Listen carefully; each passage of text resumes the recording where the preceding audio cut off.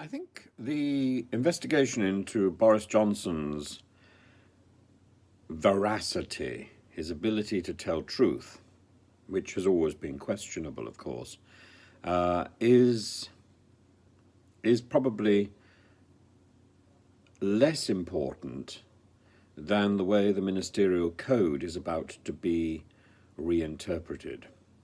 Because the ministerial code is that code which says that if a minister in Parliament has not told the truth, has been found out in a lie, then they should resign.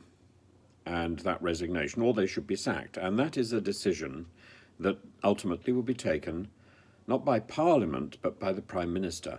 I don't think at any point in the ministerial code it's imagined that the Prime Minister himself or herself could possibly lie. The ministerial code, which is something that was, I think, initially set up by John Major, is rather optimistic in its scope. And so the investigation into Boris Johnson's demeanour, Boris Johnson's ability to tell the truth, the question is not so much whether he attended a party, whether he had a birthday cake, whether he had failed to keep the lockdown laws that he had himself devised, but whether or not A, he lied to Parliament knowingly, and B, once he knew or discovered that a lie had been generated, whether or not he made any effort to correct that information to Parliament. Now, as I say, that real decision about whether or not he should resign should be taken by the Prime Minister of the day. That's how the ministerial code works. But this investigation is going to supersede the Prime Minister. And can you imagine Liz Truss trying to take more authority than a parliamentary committee? Well, I can imagine Liz Truss trying to take authority from God. But would she succeed? And she barely has enough authority to stand on the other side of the dispatch box opposite Sir Keir Starmer.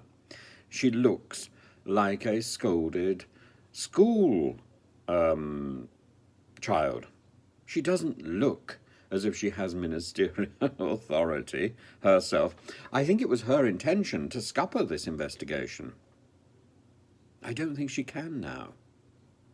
She has the authority of a caterpillar, and there is no likelihood that she's going to have the time to find a cocoon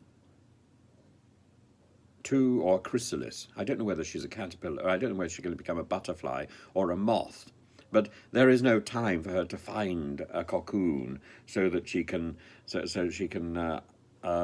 spend some time and generate the energy to convert into something pretty and inspiring.